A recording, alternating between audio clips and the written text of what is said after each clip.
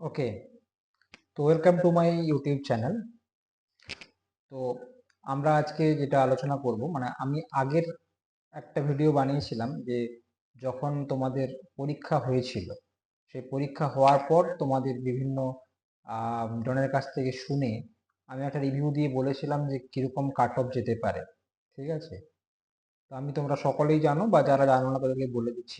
আমি 2019-এ PSC clerkship selected হয়েছিলাম এবং বর্তমানে পিএসসি ক্লার্কশিপ এলডিসি পদেই কর্মরত রয়েছি সেচ দপ্তরে, ইরিগেশন অ্যান্ড ওয়াটারওয়েজ ডিপার্টমেন্টে।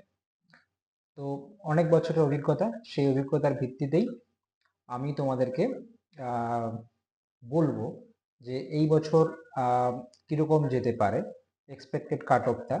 কারণ আমরা জানি যে একটা আগে রিভিউ অনেকে দিয়েছে এবং বর্তমানে অনেক ইউটিউব চ্যানেলেই কিন্তু দিয়ে দিয়েছে, ম্যাক্সিমামই সবাই দিয়ে দিয়েছে। আমি তো দেরি করে দিলাম অফিসের চাপের জন্য। তো কাইন্ডলি তোমরা একটু ভালো করে শুনবে মন দিয়ে ভিডিওটা, এবং প্লিজ লাইক অ্যান্ড সাবস্ক্রাইব তোমাদের কাছ থেকে আমি আশা করতে পারি। তো একটু তোমরা আমার সঙ্গে পাশে থেকো, প্রথম থেকে ভিডিওটা দেখবে। তো পিএসসির এই যে ব্যাপারটা হচ্ছে যে আমাদের বেলায় যেটা হয়েছিল, দুটো শিফটে পরীক্ষা হয়েছিল, হ্যাঁ, এবং শিফট 1 এর থেকে শিফট 2 একটু কিন্তু টাফ হয়েছিল। এটা আমাদের, তুমি 2019 সিলেক্টেড ক্যান্ডিডেটদের কাছ থেকে জিজ্ঞেস করলেই বুঝতে পারবে যে তাও কিন্তু আমাদেরকে মেনে নিতে হয়েছিল। আমি শিফট 2 তে পরীক্ষা দিয়েছিলাম এবং তোমরা সেটা মানে বললাম জাস্ট। তো এখান থেকে পিএসসি তে কিছু বলা যাবে না, কারণ এটা তো তোমার এরা তো রেলের মতো নর্মালাইজেশন করে না। তো এখানে একটু তোমার লাক ফ্যাক্টরও কাজ করে যায়। যে তুমি তোমার লাক, যে তুমি শিফট 1-এ পড়েছো, তোমার লাক তুমি শিফট 4-এ পড়েছো। হ্যাঁ, তো এবার আমি সেটাই বলছি যে গতবারে দুটো শিফট হয়েছিল, যার জন্য খুব একটা হেরফের হয়নি। তবু সেকেন্ড গ্রুপে সেকেন্ড শিফটের কিছু ক্যান্ডিডেট কিছু অভিযোগ ছিল যে ফার্স্ট শিফটে পড়লে হয়তো তারা পাস করতো। তো যাই হোক, 2019 ভুলে 2024-এ আসি। 2024-এ দেখি 4টে শিফট ছিল। তো আমি এখানে একটা তোমার একটা টেবিল বানিয়েছি। এই টেবিলে দেখো, এই টেবিলে যদি দেখো তুমি, সরি, এই টেবিলটা তুমি যদি একটু ভালো করে লক্ষ্য করো তোমরা, তো সেখানে দেখবে যে আমি এখানে 4টে শিফট করেছি, যে শিফট 1, শিফট 2, শিফট 3 এবং শিফট 4। এবং সাবজেক্ট দিয়েছে, 3টে সাবজেক্ট ছিল, ইংলিশ, ম্যাথস এবং জিকে। ইংলিশ 30, ম্যাথ 30 এবং জিকে 40 নাম্বার ছিল। ঠিক আছে, তো এখানে আমি একটা দিয়েছি গুড অ্যাটেম্পটস, মানে অ্যাটেম্পট কোশ্চেন গুলো আমি রিভিউ করেছি, ভালো ভালো খুঁটিয়ে খুঁটিয়ে রিভিউ করেছি। হ্যাঁ, কোশ্চেন রিভিউ করেছি। আহ, এখানে দেখো, আমি দেখছিলাম কোশ্চেন রিভিউ গুলো, মানে কোশ্চেন কিরকম ছিল, কারণ ওয়েবসাইটে অলরেডি দিয়ে দিয়েছে। তো সেখান থেকে কোশ্চেন রিভিউ করে তাই বুঝলাম যে তোমার কিছু কিছু কোশ্চেন ছিল কিন্তু যেগুলো ওই টাইমের মধ্যে, কারণ 1.5 ঘন্টা টাইম ছিল, 1.5 আওয়ার ছিল। সেই 1.5 ঘন্টা টাইমের মধ্যে তোমাকে সবকিছু করে দিয়ে আসা, মানে তোমাকে যদি বলা হয় যে 80-90 করে দিয়ে আসতে বলা হয়, সেটা কিন্তু তোমার একটু চাপই হবে।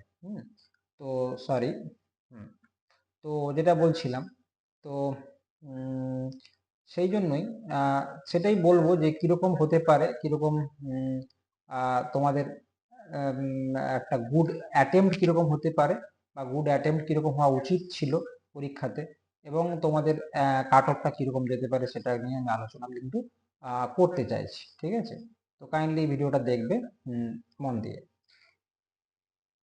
তো শিফট 1-এ যেটা দেখলাম যে 30 নাম্বারের মধ্যে 24 থেকে 25 নাম্বার যারা খুব প্র্যাকটিসের মধ্যে রয়েছে, তারা অলরেডি অনেক পরীক্ষা ক্র্যাক করেছো, এবং তারা কিন্তু 24 থেকে 25টা কোশ্চেন শিফটের মধ্যে কোশ্চেন করে আসতে পারবে। ভুল ঠিক আমি বলছি না, করে আসতে পারবে, গুড অ্যাটেম্প্ট।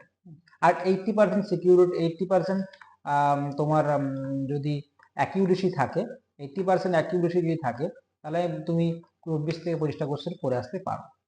ম্যাথসে 30টার মধ্যে 23 থেকে 25টা কোশ্চেন করে আসতে পারো, কারণ কিছু ম্যাথ ছিল ক্যালকুলেটিভ, ওই সময় ওই টাইমের মধ্যে নামানো কিন্তু সত্যি চাপ ছিল। জিকে কিছু কোশ্চেন ছিল, বিশেষ করে কারেন্ট অ্যাফেয়ার্স, যেগুলো তোমাদের একটু মাথার উপর দিয়ে যেতে পারে, এবং কিছু জিকে ছিল যেগুলো একটু আনকমন টাইপের ছিল। তো সেখান থেকে আমরা বলছি 32 থেকে 35টা অ্যাটেম্প করতে পারো।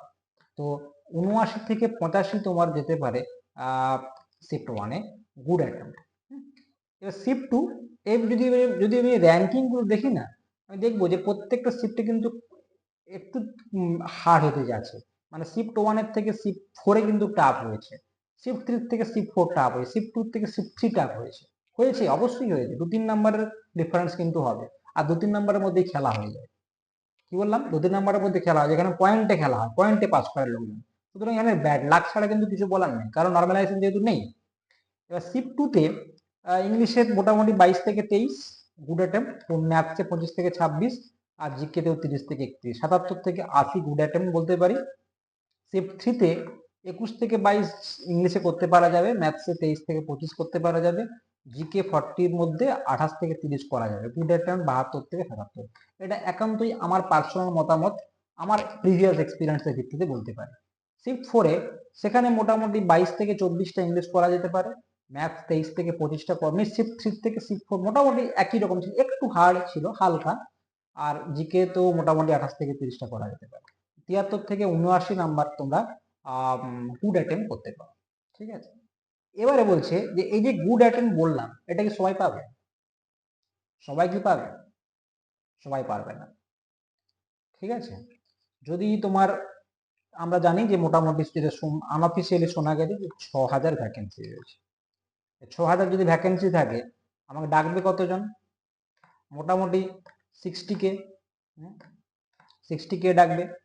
এবারে 60K এর মধ্যে, ঠিক আছে, এই যে গুড অ্যাটেম্প বলছি, এটা হয়তো দেখবে যে তুমি 10 থেকে 15% ছেলে পাবে, 10 থেকে 15% ছেলে এই অ্যাটেম্পটা করে আসবে।